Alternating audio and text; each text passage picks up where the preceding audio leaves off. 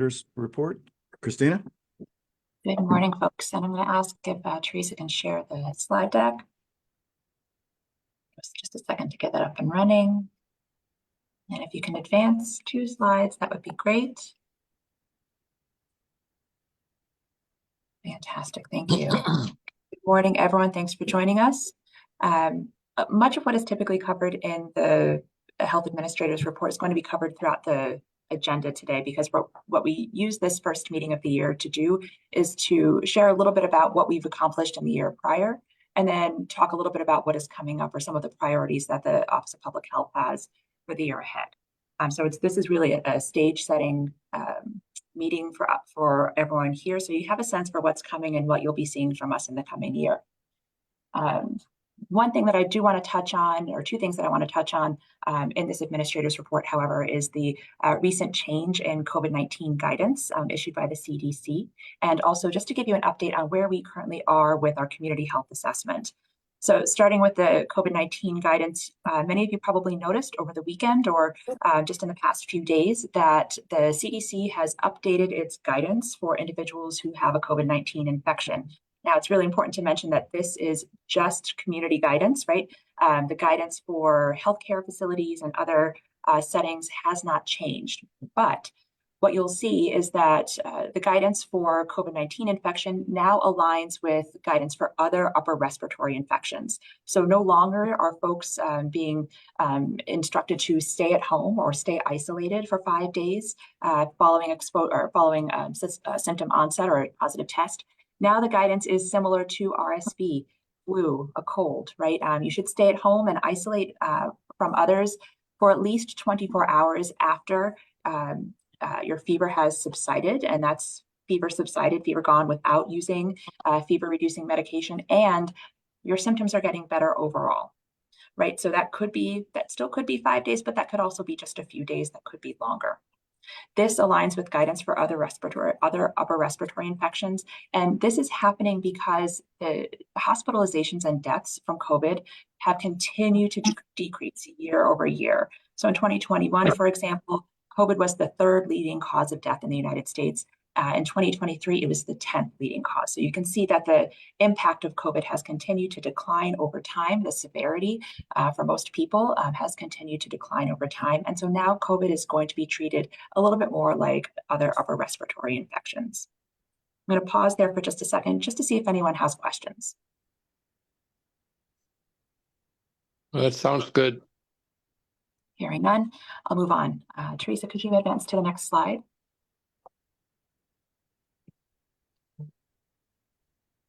So our community health assessment, as many of you know, the Office of Public Health is pursuing accreditation, and one of the areas of work under that project or under that initiative is a community health assessment. That is both to align with standards and measures for accreditation and also to build a stronger and closer connection to our community and community-informed work. I'm trying to provide a little bit of an update on where we are with this particular initiative every time we get together. You'll see that we're right here in this winter 2023-2024 area. We've had a steering committee comprising both folks internally within Montgomery County Health and Human Services and the Planning Commission, as well as external partners informing the development of this project. At this point, we have assembled a community-facing survey. The survey is intended to help us understand from our residents' perspectives what are some of the major priorities that they have, the health priorities that they have. What are some of the factors that are influencing or impacting their health and well-being? This helps us to understand and prioritize our work a little bit more clearly in alignment with what our community's priorities are. And this data from the survey and from subsequent focus groups will also be shared broadly with all of our community members so that other organizations can also take this information and take this data and use this to inform their priorities as well. So what you'll see next month, or actually this month, we're already in March, you'll see the launch of a health survey. The survey will take between 10 and 18 minutes, about 15 minutes for folks to complete. We do ask a lot of questions about experiences interacting with all different kinds of systems in healthcare. understanding a little bit more about their health priorities personally, what they see in their community, and some of the factors that influence their health and well-being. We're also asking some identifying information, not personally identifying information, but information about respondents' age, race, ethnicity, what part of the county they live in, so that we can understand how different communities and different populations are experiencing and perceiving health and wellness in the county differently or similarly. So that survey should launch within the next 2 to 3 weeks at most. Immediately following that, beginning in April, we'll be hosting focus groups to dive into some of the issues that our steering committee has identified for us as health priorities for the county, but maybe issues that don't necessarily lend themselves well to survey questions. We'll take that information together. Yeah. So just let me ask I apologize. No, Mm-hmm. I think it would be helpful for everybody to have a sense for how you're going to assure that all of the various members of the community have, access to this, survey from a language standpoint, or even from the ability to read those types of things. So if you could talk a little bit about that and the goal, for example, of if you have it on percentages of, say, the population that you want to get to take this survey. Just Absolutely. And actually, I'll ask you if you can advance to the next slide, because this gives a little bit more detail about the next couple of months in particular. So before getting to the focus groups, that community survey is translated into 9 languages. So it's available in the top 10 languages spoken in the county. It is available in paper and electronic format. We've been working with community partners, both those on the steering committee, but other organizations, HHS program offices, community partners, to ask that they support pushing this information out to the constituents that they serve, and to do it repeatedly. We understand that folks may not, if you've ever gotten a survey or a request for some information in your email, or you've seen a survey out somewhere, short or long, you might need to see that prompt a few times, several times, in fact, before you actually respond, or it catches you at the right time and it's top of mind. So we have been working through a network of community partners. We've received many requests for both for flyers, for postcards, for paper surveys, and for a social media toolkit, a communications toolkit that we're making available to partners to help them publicize and promote participation in the survey. So again, the survey is being translated into 9 languages, so it'll actually cover the top 10 languages spoken in the county. And again, working through a network of partners. So we're really asking for everyone's support in getting this survey out to constituents, to folks that folks in your network, patients, clients, constituents, because again, it takes a couple of times sometimes to see a prompt in order for us to act. Are there questions about that piece of it? Christina, this is Dr. Is that questionnaire survey form, is that available yet or not yet? It is out for translation right now. So the paper copy in English is available. It is, and the electronic version in English is also available. We're holding off on making that publicly available until we have it translated and available for all. Is it okay for you? Will I be able to get as you know, I'm working with Christy Goodwin, from our department, to participate, at our international festival in another month or so. So we are excited about it. If you're able to send me a copy of that, survey, I'll be happy. Absolutely. And you bring up a really great point. So we're also happy to attend community events, whether that's health fairs or other community events, to have folks available to talk about the survey, to help administer the survey for folks while they're there, or to share some information so they can take it when they get home or another day. So far, Dr. J, Christina, so far in your CHA, are there any surprises from the information you've got so far? No, I wouldn't say that there are surprises. I think, our steering committee identified a fairly broad set of priorities for us to dive into and explore with residents.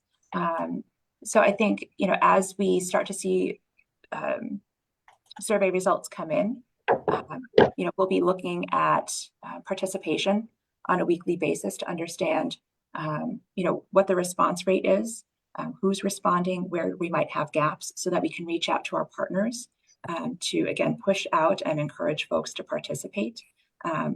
If you think about the percentage of individuals, or the population of Montgomery County, there are 860,000 residents, right? And so we know that of those, there are about 550,000 adults. So even if just 1% of the adults in Montgomery County participate, that's 5,500 surveys that we're looking to collect. So we've looked at age and race and ethnicity breakdown, geographic breakdown, so that we can really work to get as best representation of our county as possible. So we have targets across townships or zip codes. We have targets across ages and race and ethnicity, so that we can make sure that, to the best of our ability, we're achieving representation across Montgomery County. Thank you. That's a great question, as always, Dr. Jayarish.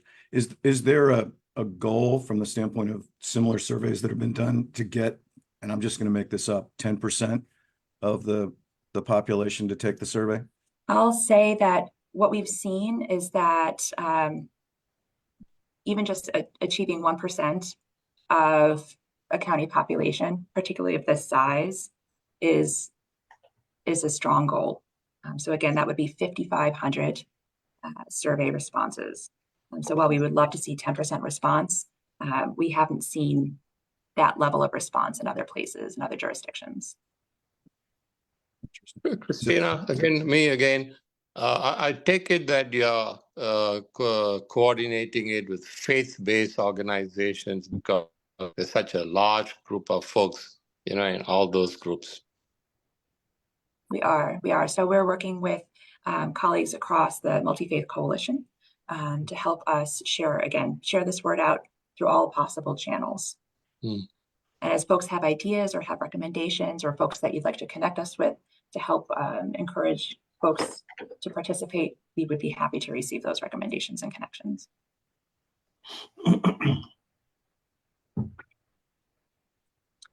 Is there a target of healthcare providers to give their input into this? So the survey itself is directed towards residents. Well, a lot of them are residents, obviously. Right. So certainly if healthcare providers are open to participating and taking the survey or sharing the survey out with their staff, we would welcome and appreciate that support. I would just think that would be a good idea to work with the marketing folks within the healthcare organizations. Yeah, we would love that support. A thought. Yep. Okay.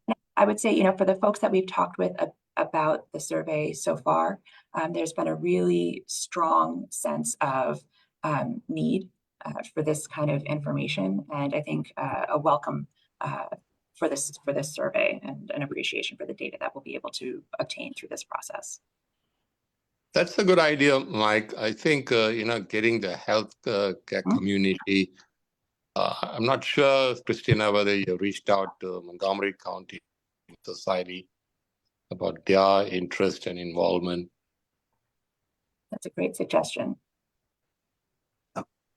And I apologize for this as well, but I'm sitting here thinking about the Medicaid lives in the duals in our county, and I guess if we reached out to those insurance companies, because there's just a few major ones, to see if they would encourage people to take the survey, because they've got for the people that are engaged, they've got lots of data, and I just think that could be a possibility too.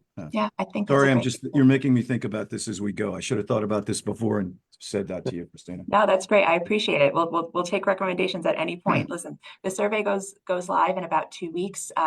So recommendations and suggestions even now, and even throughout the time that the survey is live, are welcome and appreciated. And if we can get the information out, through multiple channels, we are grateful. Okay. Mm-hmm.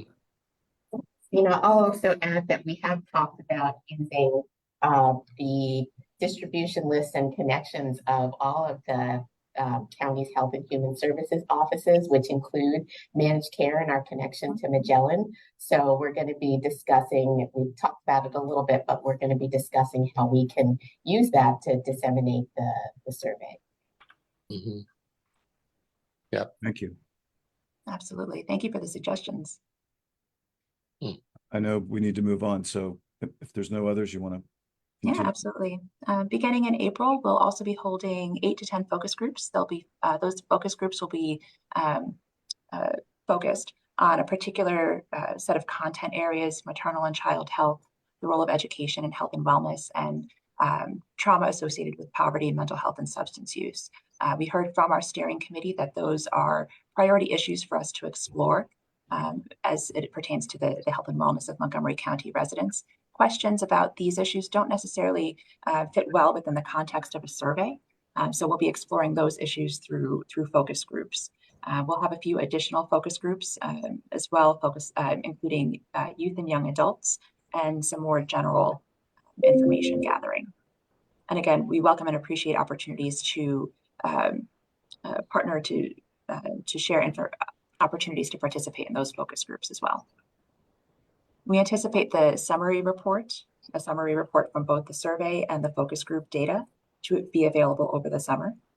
So it'll take a little bit of time to comb through the data, assemble a summary report, and then that information will be shared broadly throughout our community, stakeholders, residents, probably mid to late summer.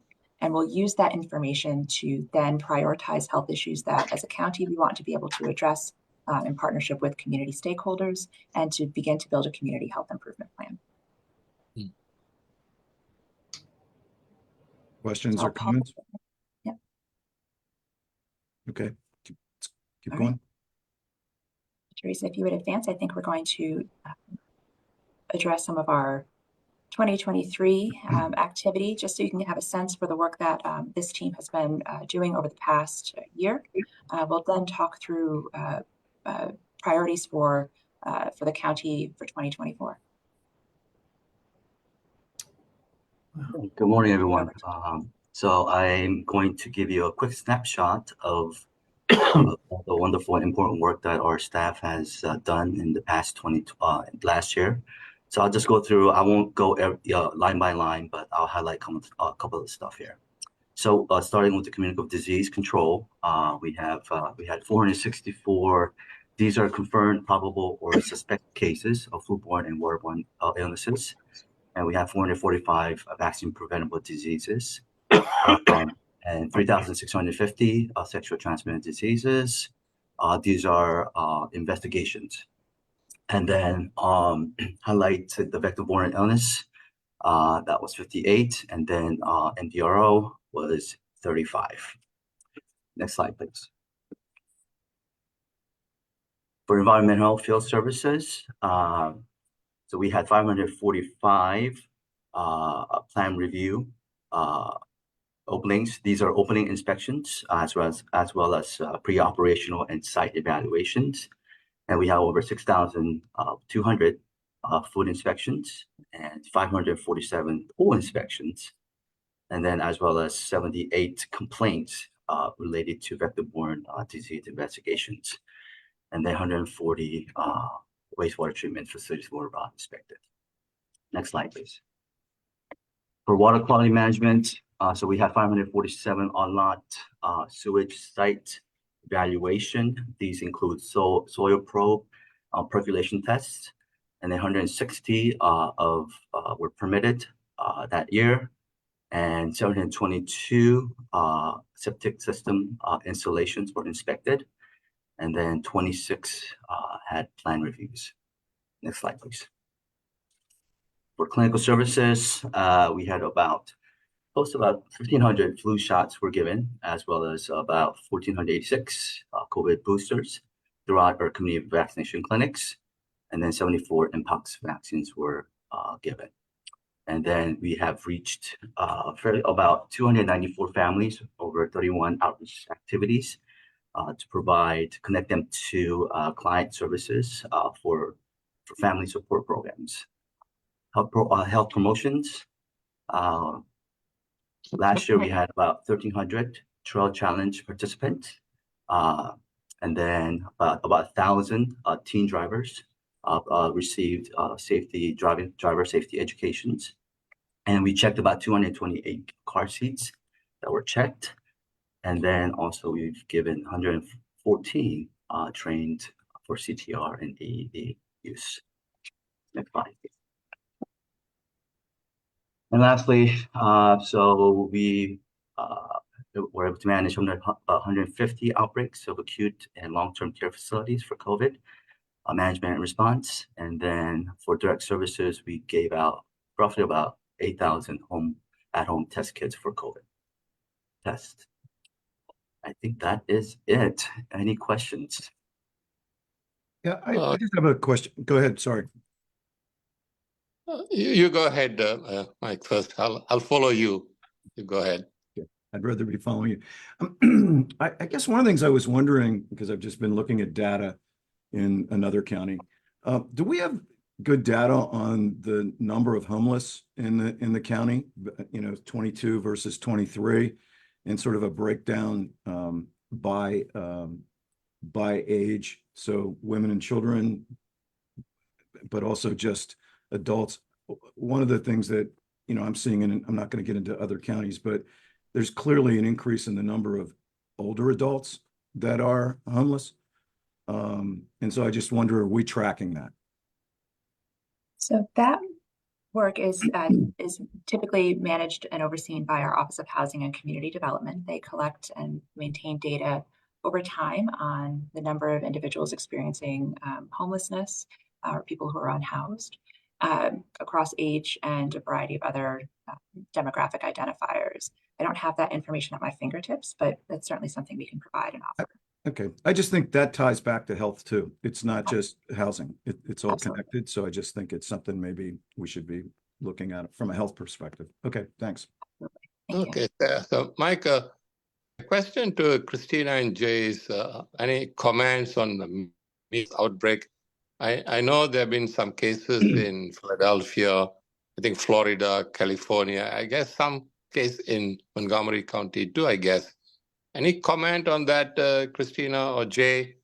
Also, I want to know, I've read in different articles, there's some decrease in vaccine uptake because of all the controversies about vaccination in general.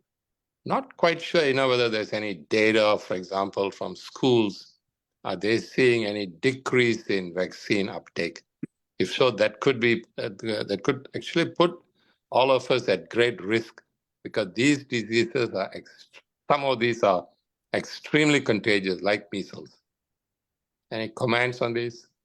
Absolutely. So, Dr. J, I think that you're referring to the recent measles outbreak that affected Philadelphia primarily, and that we're also seeing outbreaks in other parts of the United States related to measles. So, while no Montgomery County residents were diagnosed with measles, our team was actively involved in that outbreak because there were exposures in Montgomery County.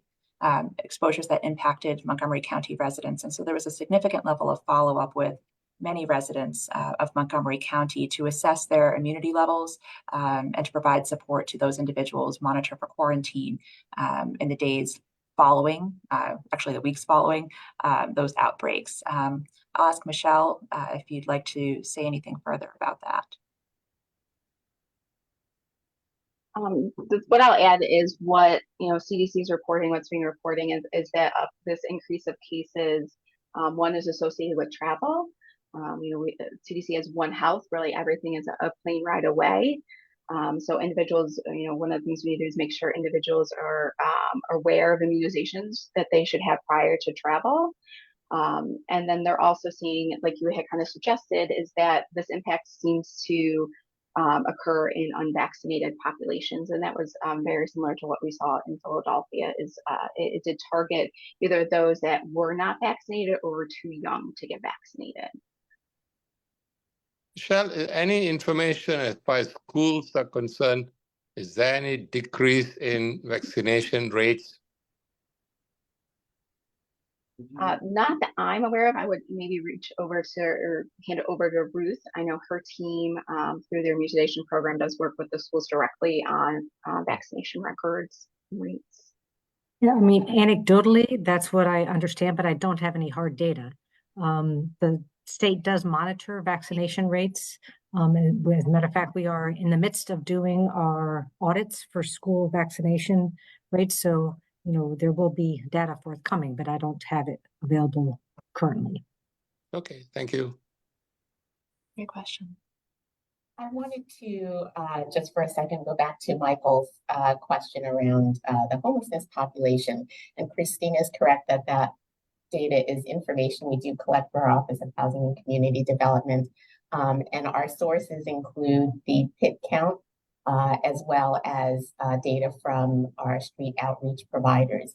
And so looking at data from the street outreach providers for 2023, we had approximately 11% of the homeless population that was that had an interaction by the street outreach teams. About 11% were seniors, so age 60 plus. It's also part of the reason why we know that a significant number of the homeless population also has existing physical health issues. And so we're also looking at development of an integrated street medicine program to be able to provide both physical health and behavioral health resources for the unhoused population. Thanks for sharing that. So again, I'm just going to ask the question, 11% equals, so how many homeless do we have then? Well, the number will vary depending upon whether you use the PIT count or the street outreach count. So our street outreach providers are out all the time, whereas the PIT count is just a point in time. Right. So from the street outreach numbers for 2023, they interacted with just over 1,400 individuals, so 11% of that. Okay, thank you.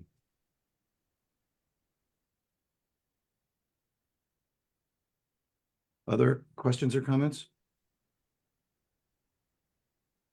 Okay, Christina, moving on. So we are moving towards assembling a dashboard of health issues affecting Montgomery County residents. Over the course of the next year, what you'll start to see is a more public-facing sort of data hub focused on or with data about health of the county. So that will include both factors that affect health and wellness, but also health indicators, right? So things like diabetes, hypertension, cancer prevalence. We've started to assemble that information. And as we're working through the community health assessment and adding information from that community health assessment, we'll be building out that dashboard. And then you'll start to see that available as a sort of a one-stop shop for information about health of county residents, probably towards the end of the year and the beginning of next year. As part of that process, we're also developing a framework for health equity profiles so that it's clearer and easier for folks to see and understand how health issues are affecting different populations within the county differently. So really an effort to illuminate the inequities in health across Montgomery County and strategies that will that can be used to address those inequities. So we wanted to just touch on a few of the health issues that we're tracking. Obviously, there are a lot of health issues that we monitor over the course of the year, but wanted to offer just a brief summary of a few of those indicators relevant to Montgomery County's Office of Public Health work. So Teresa, if you would advance. As you know, one of the issues that we monitor is maternal and child health, in particular infant mortality. And I'll step back by saying that in general, Montgomery County is an exceptionally healthy and well county. According to the county health rankings, it ranks 4th of of Pennsylvania counties in terms of both health outcomes and factors that contribute to health. And you can see that here, where the infant mortality rate for Montgomery County as a whole is lower compared to Pennsylvania and the United States. However, when you disaggregate that data, when you look within populations, within the Montgomery County population, you see that that rate is different based on race and ethnicity. So here you can see that the infant mortality rate is substantially higher, about 2.5 times higher for infants who are Black compared with all other racial and ethnic groups for which that data is reported. And as you know, the Monco Mamas initiative, which is done in partnership with Maternity Care Coalition, specifically focuses on this issue. We'll actually be hosting a conference at the end of April focused on infant mortality and maternal and child health outcomes. So this is an ongoing issue that we monitor, that we work towards resolving in Montgomery County, and one of the data points that you'll see reflected in our dashboard. Teresa, if you could advance. Christina, had a question on that. With regard to the mortality, have we honed down where within the Black population, whether or not that is more prenatal care and issues, or is it postnatal? So, since I know it's any time within the first year, do we feel that where we're falling down is more prenatal, or is it in the postnatal first year of life? Is there one that's worse than the other? I don't know that it's one that's sort of one particular factor. One of the primary driving causes is low birth weight or very low birth weight. So largely that's in the prenatal care space. Relevant to that, but different, is that utilization of prenatal care. So again, you'll see overall in Montgomery County, the percentage of birthing people who are accessing or initiating prenatal care during that first trimester is just over 80%. But again, when you break that down within populations or across populations, you'll see that there are differences. So you'll see again where Black and African American birthing people and Latino birthing people are by and large initiating prenatal care after the first trimester compared with their counterparts. Okay. Again, this is an issue that I think for us is has a lot of sort of intersecting factors, right? So it's not one particular thing that we can do to address this particular issue, but access is one of the issues and that contributes to utilization. So again, this is something that you'll see us tracking and looking at, and again, looking for solutions, not just as the Office of Public Health, but as a community priority. Teresa, if you could advance to the next slide. Christina, if I can just comment on that just for 1 second. Absolutely. Not quite sure, like for example, like infant mortality, maternal mortality, the disparity, between different population groups. Not quite sure how long we have that kind of a data. Then my next question would be, let's say we have those facts that in Afro-Americans, the maternal mortality and infant mortality is 2.5 or 3 times as many as others. Question is what steps are being taken, because to me it's not enough knowing the data. Right. My question is what actions are being taken? Let's say how long have we known this as a fact? Is it 5 years, 10 years, 100 years? Has it changed? Is there some kind of a direction it's taking? So what, as a health department, what can we do to change that statistic? Absolutely, and that's a great question. This is not a new issue, right? And it is a multi-level issue. So while support and services can be provided directly to birthing people and their families during prenatal care and after birth, those direct services alone are inadequate to address the systemic issues around racism and discrimination that contribute to poor health outcomes and infant mortality and maternal mortality. Last year, the Pennsylvania legislature approved data collection around maternal morbidity to understand a little bit more and to capture a little bit more about health issues that are impacting birthing people during pregnancy. And so we will be able to learn a little bit more through that data. But again, to your point, the data alone is not enough.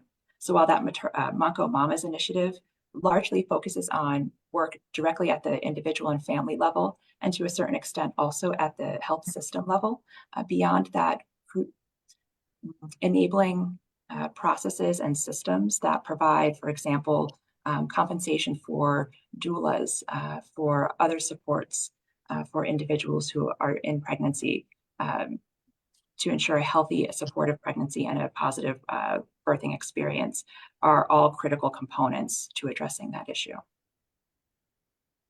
Thank you. Yeah. One of the other issues that's been top of mind, I know for a lot of folks, is mental health and wellness. So you'll see here we have two different pieces of data, two different points of data. One is survey data. This information comes from the CDC and reflects survey data or other estimates around individuals who are experiencing symptoms of depression or other mental health concerns. This data tends to lag by a year or 2 years, sometimes 3 years, depending on the nature of the survey. Data that we track a little bit more frequently or a little bit more closely from a time standpoint is surveillance data. So we're able to use emergency department visit data or look at emergency department visit data to understand a little bit more real time how mental health is affecting, how mental health concerns are affecting our population. So while you'll see there data from 2021 around the estimated population that is experiencing mental health concerns, what you can see more real time through those emergency department visits is the number of folks that are showing up in an emergency department with a mental health care concern. That could include substance use, that could include higher level or acute mental health, not substance abuse visits. Teresa, if you can move to the next slide.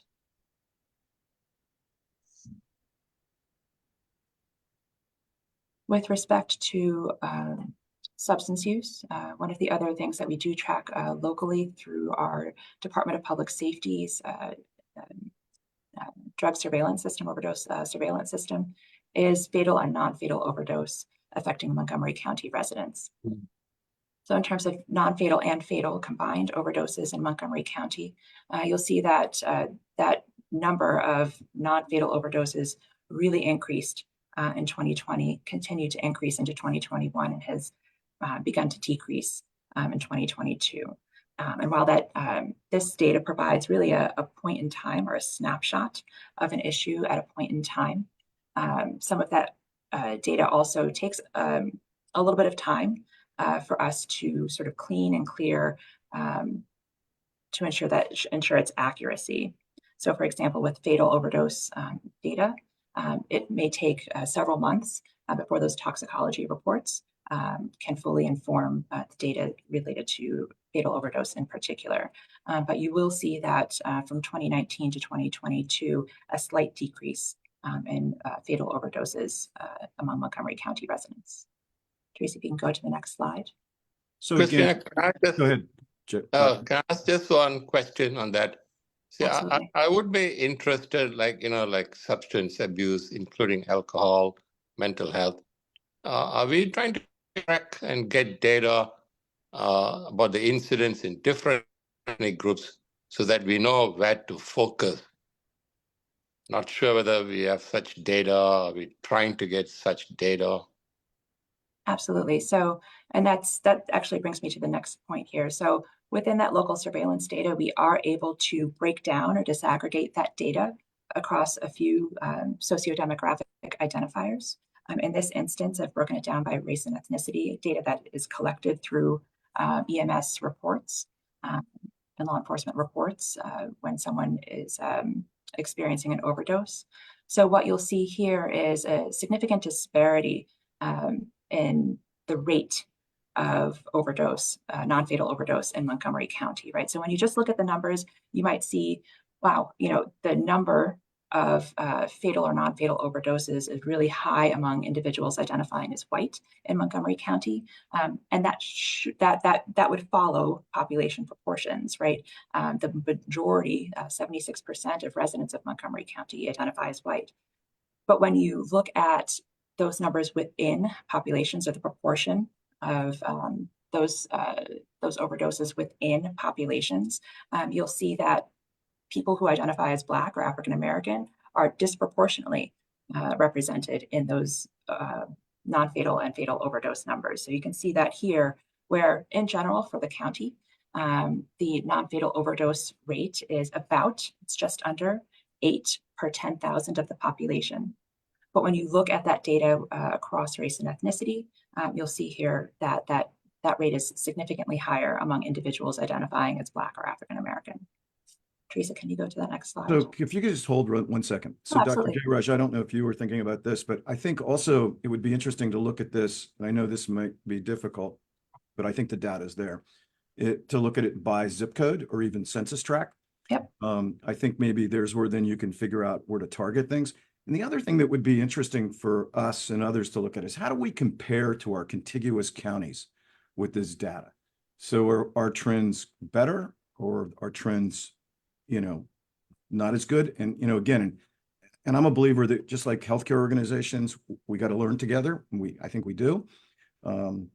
We need to be thinking about that too. If somebody's got a best practice in a and I know you do this, Christina, because we've talked about it, but I just think it would be good for all of us to see too. Absolutely. And to your earlier point about geography, we are also able to break that data down by geography. Right. So for example, the overdose data to action work that we are doing that is funded through the CDC and that Office of Public Health does in partnership with the Office of Drug and Alcohol really is grounded in this data and uses this surveillance data to understand more specifically where action needs to occur, where intervention is best targeted. Christina, for me, I think like the infant mortality that I took upon. Again, what's the health department, what's the county doing about it? Because it's nice to have the data that, let's say, a lot of substance abuse and so on. Question is, I like to see over the last, 5 years, 10 years, what action has been taken and how we have helped to reduce it. Because if we don't do that, it seems like it's worthless. Yep. Saying, the incidence is this many. But the action that is necessary, which is really the key to the whole problem, is the county, is it our responsibility?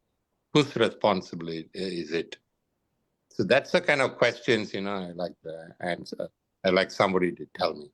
Absolutely. I think that's a great point. I think that if helpful, I think one of the things that we could do is throughout these meetings or through the reports that we're putting out to the group on a regular basis, highlight a particular issue and couple the data with the action that is occurring Yeah. to give that deeper understanding.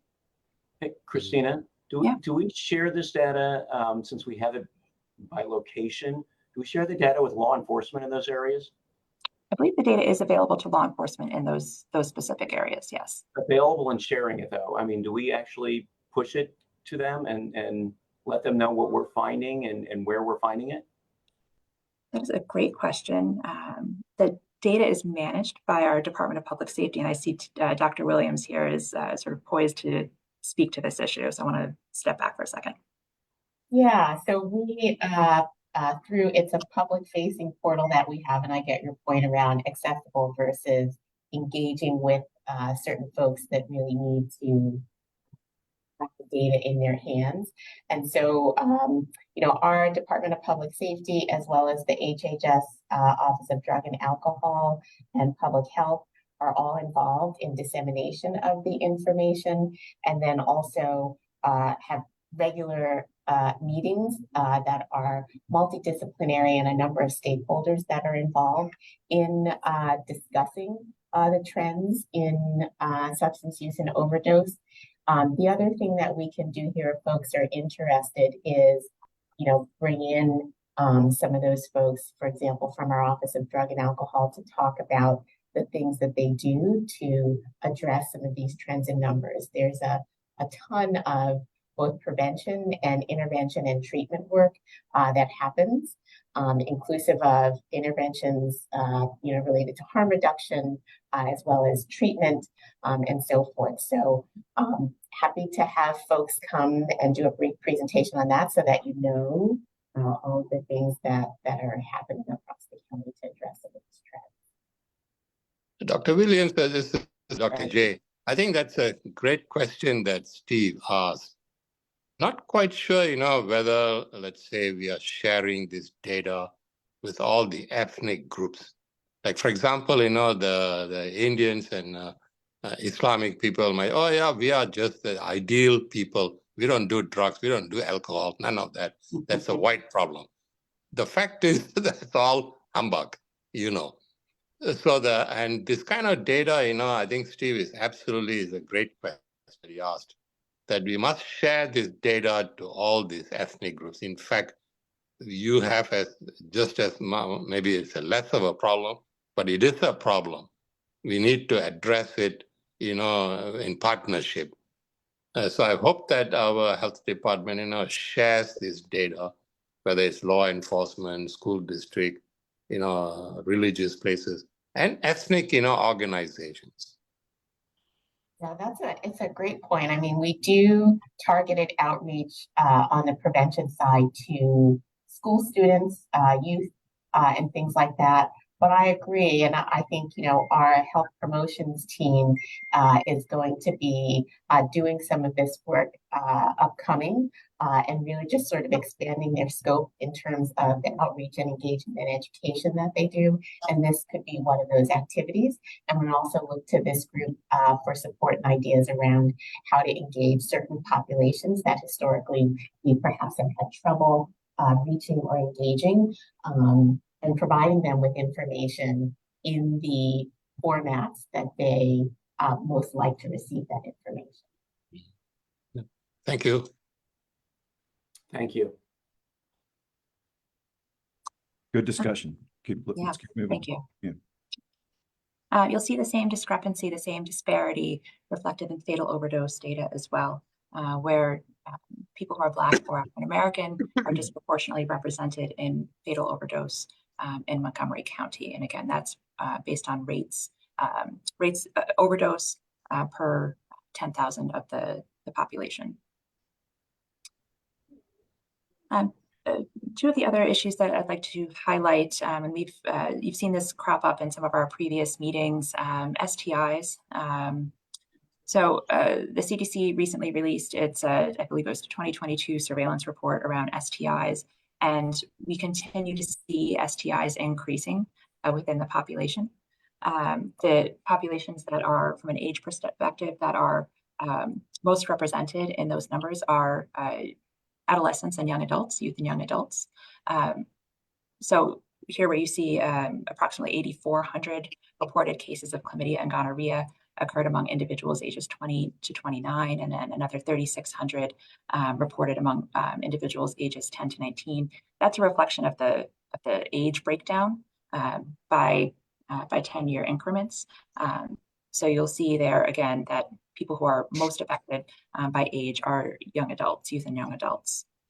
Again, breaking the data down by race and ethnicity, you'll see once again that people who are Black are disproportionately represented when you look at rates of sexually transmitted infections, in particular chlamydia and gonorrhea in Montgomery County. Teresa, can you go to the next slide? Christina, can I ask a question on that? As far as prevention is concerned, you did some statistics, some number I can't remember now, from 10 to 19. Do schools, play an active role in sex education? Is there any pushback, in Montgomery County, Pennsylvania, by certain groups against all this kind of education? Like in some states, I think it's banned. I don't think they can even touch on these things. Not sure what the information is. To my knowledge, sex education may occur in some schools, but I don't believe that it is a routine part of the curriculum in Montgomery County or neighboring counties.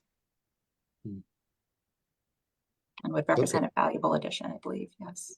Dr. Williams? Okay. So I'm listening to Dr. Lorraine, but sorry, Dr. Williams. I guess what's interesting, if you look at other states too, there's an increase in this in the older population.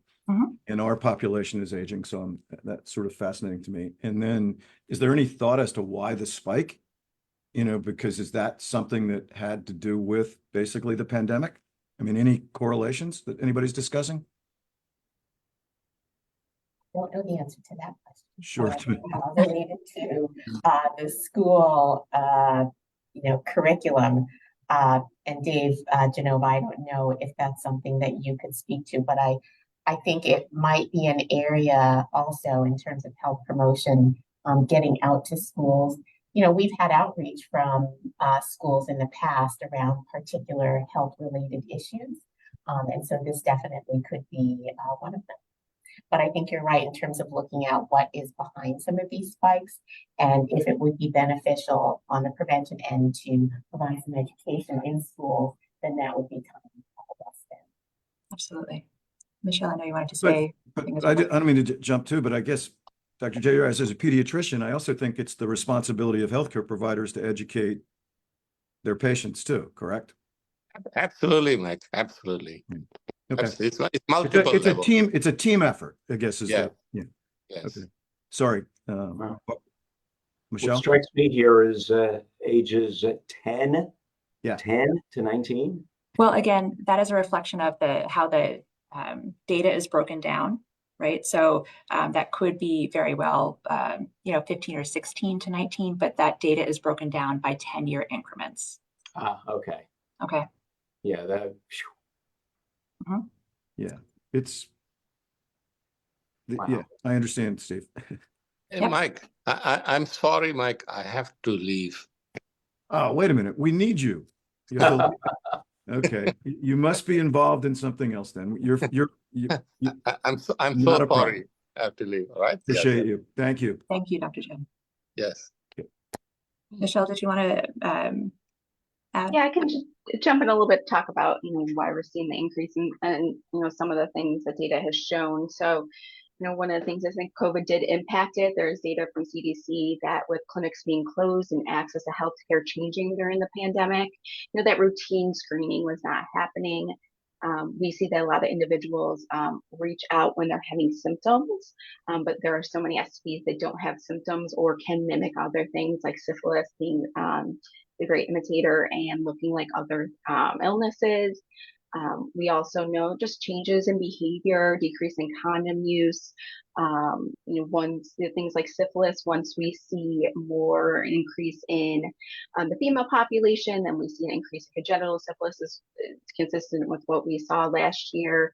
So I think it's a combination of things, as well as learning how people access care. I think that's also changed during COVID.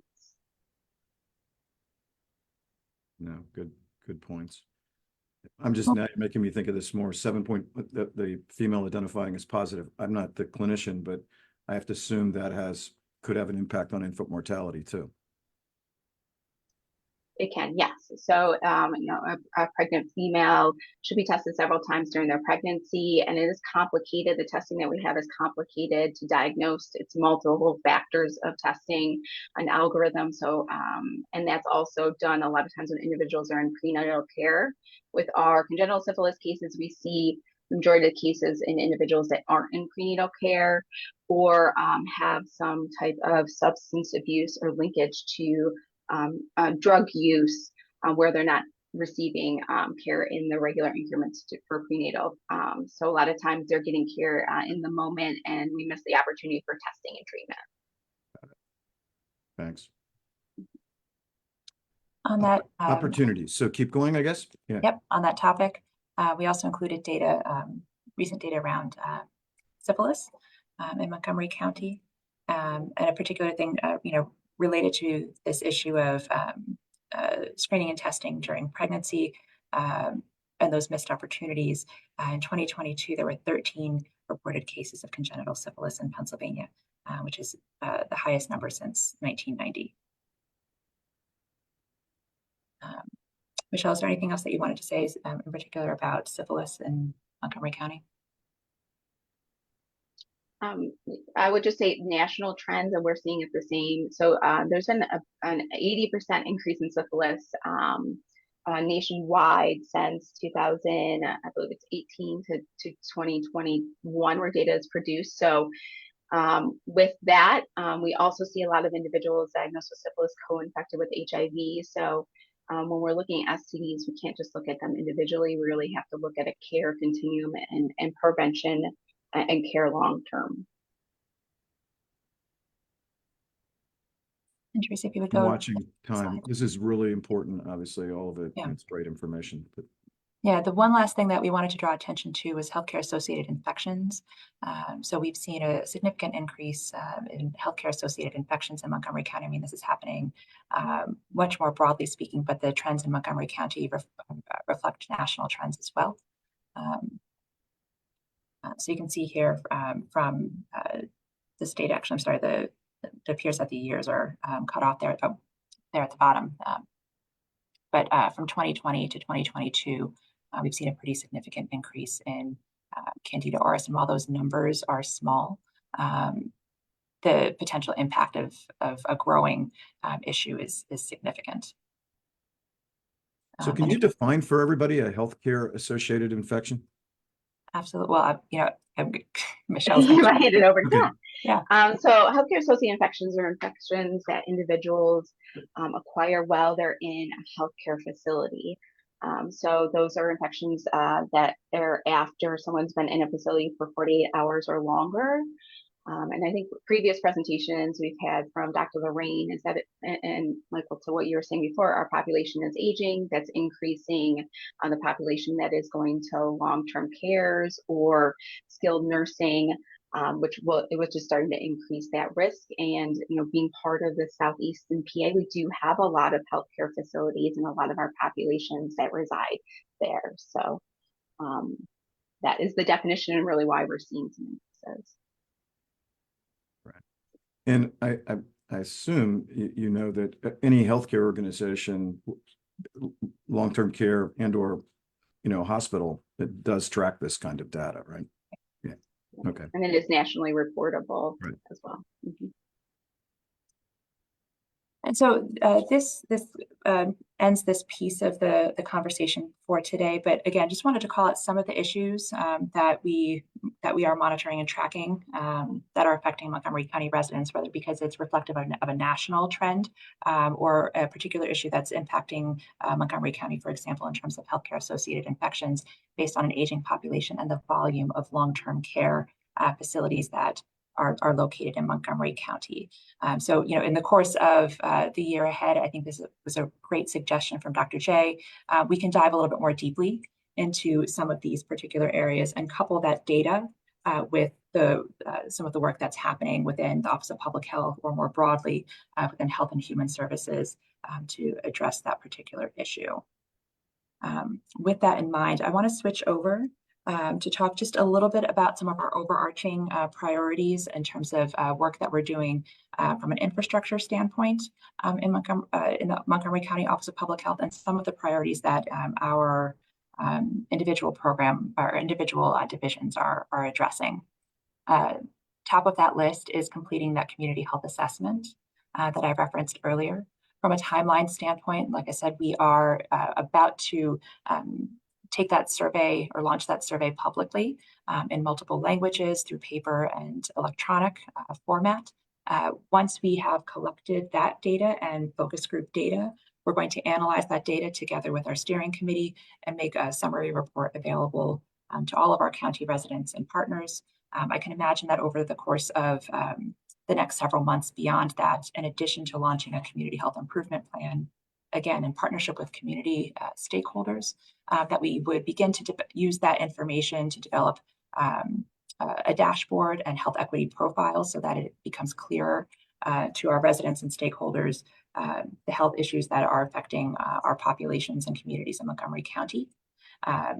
And use that as a sort of a foundation for similar reports or deeper reports over the course of time. That last one there is about really reestablishing that connection to our healthcare partners, that public health, healthcare collaboration. We've begun to meet just this past month with leaders from health systems across Montgomery County.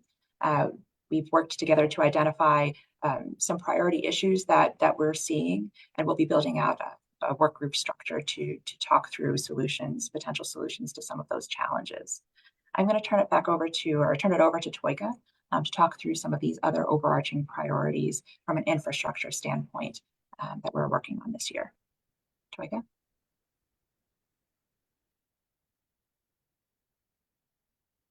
Thank you, Christina.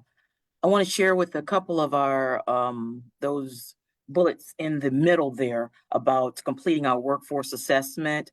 We're in the middle of completing that. We want to disseminate findings to relevant stakeholders, prioritize our needs, and expand staff capacity and training as we complete this assessment over the next couple of months. In our efforts to recruit, retain, support, and develop our highly skilled public health workforce, we contracted with Health Management Associates to conduct this staff analysis and workforce training needs assessment. The assessment looks at staff size, arrangement, the skills, competencies of our staff as it relates to overall public health needs and specific divisional needs. We hope to use this data from the assessment to strategically and adequately plan for the future of the workforce we would like to see. For a county of this size, we want to ask certain questions like, do we have enough health inspectors to adequately inspect the 4,000 plus eating and drinking establishments?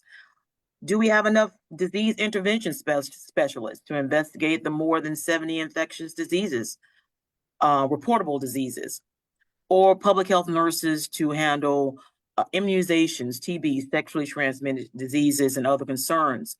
And then, of course, our administrative staff. Do we have enough to manage and support operations for the county that we serve? Does our workforce have the skills needed to deliver the services we provide to residents on a daily basis? So this assessment will help us to identify those gaps and determine what professional development is needed for our staff. Currently, we disseminated a survey, and HMA helped us to put this survey together. And it's disseminated to our staff. There's a 2-week opening. This survey will help us to get that feedback and that data that we need so that we can put these training plans together, so that we can look at staffing capacity, so that we can look at diversity, equity, and inclusion, whether we're including that in our programs. Does our staff understand these various topics? We have a survey that's going to our senior leadership team. We're looking at job satisfaction. Are you planning to stay here in Montgomery County? What will keep you here in Montgomery County as part of the public health workforce? The data gathered, like I said, will collectively look at our strengths and our skills, and then, of course, look at the challenges we need to address through training and development. And it's part of our accreditation process as well, such as the community health assessment is. Next, we want to expand our health equity and epidemiology scope of work. We want to create a framework for county health equity profiles. Christina talked a bit about this, how we want to move data to action. And I continually heard that from our board of how we have this information, but how are we using it in our community? We are building a division of health equity and epidemiology. Currently, we have 2 epidemiology research associates on staff. You've heard Feba Cherian at some of our meetings. She's one of our ERAs, and Casey Gonzaga is the other. Next, we will begin interviewing a division director for this division, and the director will play a leading role in developing the department's health equity strategy. The director will support us in using data to address health disparities and health inequities. The director will oversee data gathering, analysis, interpretation, and dissemination, and will collaborate with colleagues within HHS across the county to support the use of data. Again, using the data to inform public health programming within our county. The director will help us move data to action. And finally, we will identify, communicate, and test standards or processes for proactive and responsive public health communications. We're really taking a dive in this area. I often talk about in our staff, sometimes our meetings, We just went through the big C with COVID, but a bigger C, and a lot of this is communications, communications and communications more. It can make or break you in the important work we do with so many diverse populations within our community. So communications is vitally important in what we do. OPH hired a public health communications manager to support internal and external communications, to help develop a broad communication strategy for Office of Public Health. We want to make sure our communications, both internally and externally, are culturally and linguistically appropriate. We need to dive into health literacy because health literacy matters. Studies show that health literacy is even a stronger predictor of health status, more so than age or race. And there's a fundamental correlation between health literacy and the social determinants of health. I was in a session on health literacy just recently, and it was stated that nearly 40% of Americans have inadequate levels of health literacy. So we want to dive into the various forms of literacy and communications and when we are communicating internally and externally, because we know that the most vulnerable populations are affected when we don't address these issues of health literacy. We are looking at national guidelines that we want to use to assess OPH communications. Communications should be equitable, effective, understandable, respectful, and responsive to the diverse cultures and preferred languages in our community. So our new public health communications manager is meeting with division directors to assess communication needs and identify the gaps that we have in our communications. We will also, the manager will be looking at how we engage with our community outside of our internal operations. And that concludes our priorities for 2024. And we'll go back to Jay, Kim, who will bring in our division priorities. So can I ask a question? Yes. So Christina and Toika, so I think that these are very good. I guess sort of going back to what Mike referenced earlier, what's our ability to understand, even out, I don't know if we can look outside our Commonwealth, I would think we could, but what's our ability to look at some of the highest performing counties and what their structure is, what they've done in these very important topics? I know there has to be some way that the Department of Health's come together and share and talk and look at best practices. And I'm wondering if we can get sort of a running start, because sometimes when you're describing it, it sounds like we're starting, at the very beginning, and I'm not sure that there aren't people out there that could help us. That's a great question. Thank you, Barbara. So what we're using as a benchmark is the standards and measures that are identified by the Public Health Accreditation Board. You are absolutely right. We are in frequent communication with our peer local health departments throughout Pennsylvania, and lean also on our Pennsylvania Department of Health colleagues for guidance, so that we are in alignment also with the Pennsylvania Department of Health. Thanks to investments in local and state public health through the Public Health Infrastructure Grant, there's actually a wide array of technical assistance providers that are available to state and local health departments. We're working together with some of our neighboring health departments to identify some collective areas of growth or need, so that we can, on one hand, really align to what our standards and benchmarks are across our counties within Pennsylvania, and on top of that, achieve some economies of scale in terms of our technical assistance requests, and learn together with neighbors, so that as we're implementing perhaps some changes in Montgomery County, we're also implementing some similar changes in neighboring health departments. That's great. Your question about looking to others is spot on. Good. I think that I'll offer, I'm pretty sure my team can separate our data by counties. I know they can, but we have an equity dashboard that has lots of information around different types of diagnoses and patients' age and race and ethnicity and zip codes. So I could ask them to run a report for the zip codes zip codes in Montgomery County so that you can have data from our two hospitals about what do we see, you know, related to different diagnoses. And I'm happy to offer the services of my Chief Diversity Officer, Dr. Rosangeli Cruz Rojas. She's PhD prepared, and she's been with us for over 10 years, but she has a lot of experience, as well as we have a team of people, and they can share whatever we have that we've done on DREI with our employees, with our physicians. I'm happy to share anything we have if that's helpful to you to get, you know, to have something to be like, oh, that's a good idea. And you could use it, like you could rebrand it, take parts of it, take all of it. Like we'd be very open to sharing it with you. Well, thank you. That's an incredible, incredibly generous offer and a kind one. And I think having that ability to, and we've been doing this, looking at dashboards, health equity profiles, frameworks for these kinds of reports across other partners, and we would certainly welcome, you know, those resources and those conversations as well. Thank you.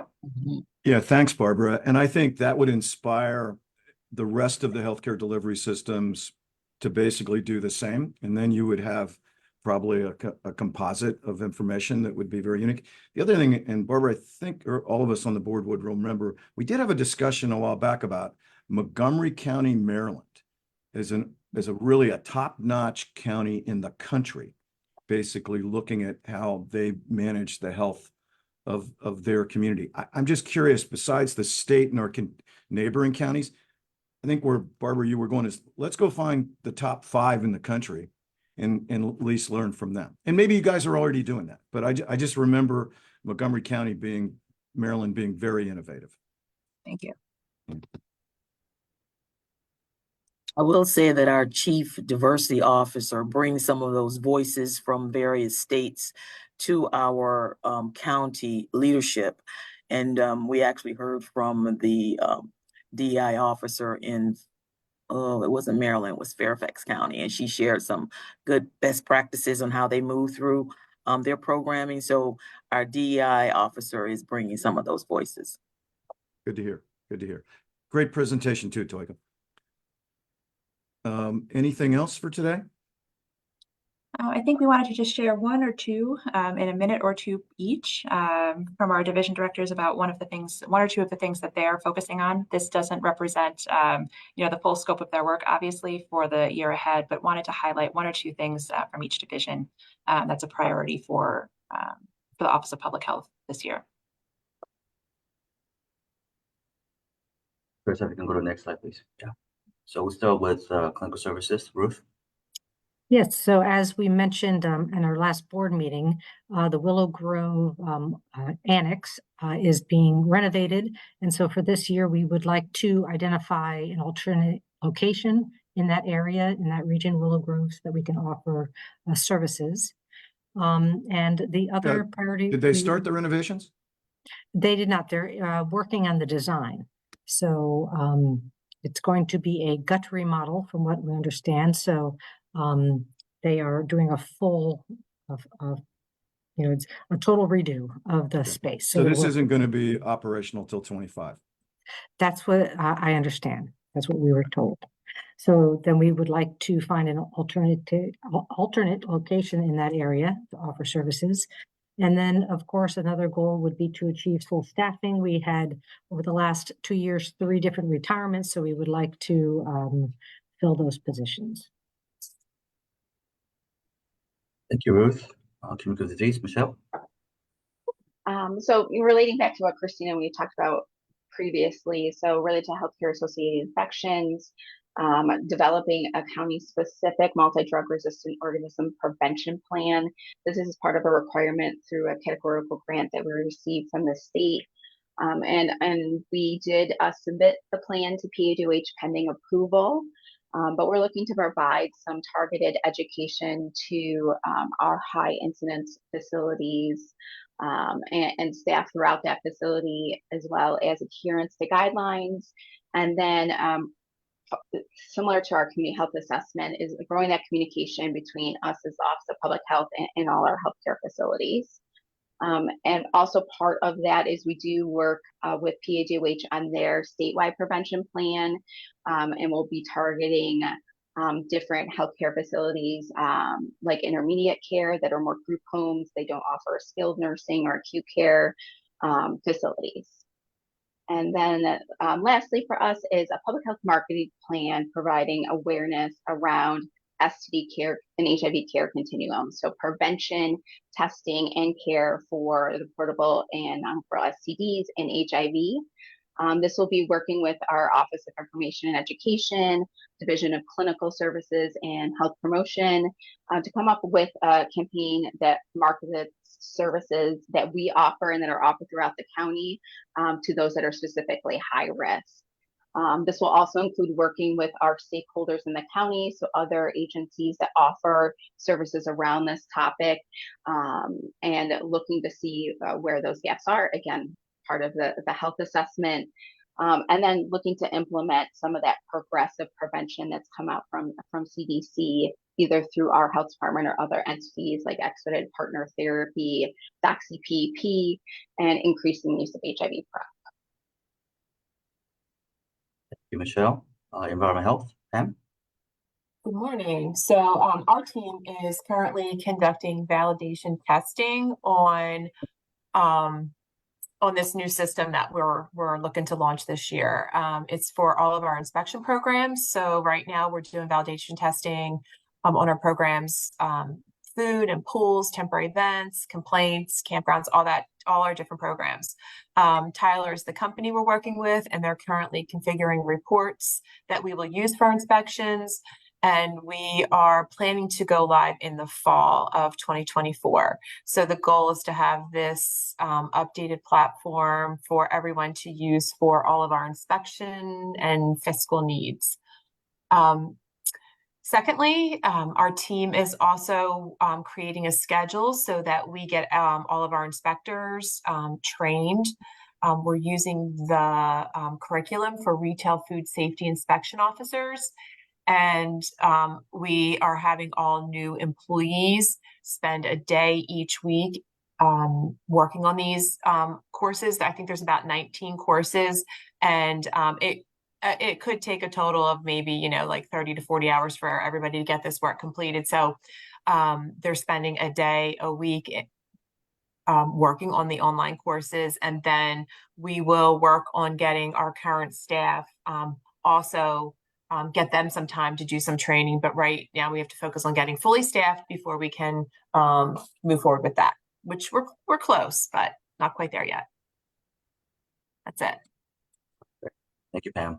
Next slide, please. With health promotion. Yes. Good morning, everybody. So we wanted to define a clear scope of work based on results from the community health needs assessment. I know Christina spoke about this briefly earlier in the meeting, but the hope is that this will drive our work through the next several years. We want to use the data to develop and prioritize a list of health issues facing communities within Montgomery County. We'll develop a community health improvement plan to help guide our work both internally as well as externally alongside our community partners. This will help outline new health priorities, goals, measurables, initiatives, even policy system and environmental changes that will be implemented to improve community health in specific targeted areas. We could even use or leverage the community health needs assessment for funding down the road. Second, we want to establish program planning and evaluation criteria. This work is currently being done, which started at the end of 2023 and will run through the end of 2024. We are in the process of assessing needs and establishing goals for each of our programs. We built logic models for each program, which includes outcomes, goals, supporting measures for each outcome, as well as supporting activities and projects. We took that information and then developed a work plan to create a clear path that our team can follow throughout the year to reach our goals and objectives. Thank you, David. Public health emergency preparedness with Megan. Good morning, everybody. So for 2024, FEP plans to be very busy. We are going to complete an update of the medical countermeasures plan, which is a project that has been ongoing since late 2023.